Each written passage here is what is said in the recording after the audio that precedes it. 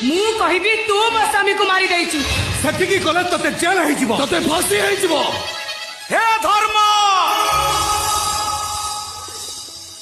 ତମେ କଣ ଅନ୍ଧ ପାଲଟି ଯାଇଛ? ହେ ସତ୍ୟ, ତମେ କଣ ମୁକ ପାଲଟି ଯାଇଛ? ହେ ଠାକୁରେ,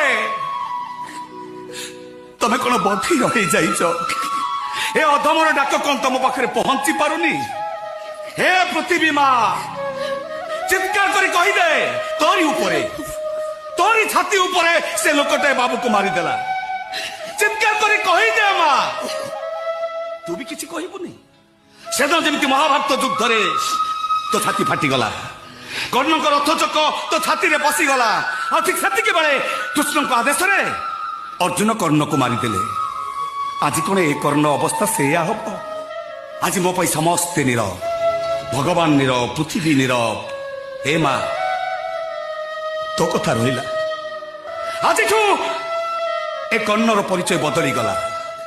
ସିଏ ହେଇଗଲା ଏ ଘର ଚାକର। ବଞ୍ଚିଥିବା ଯାଏ କର୍ଣ୍ଣ ଖୋଜୁଥିବ ତା ନିଜ ଠିକଣା। କର୍ଣ୍ଣ ଖୋଜୁଛି ନିଜ ଠିକଣା, କର୍ଣ୍ଣ ଖୋଜୁଛି।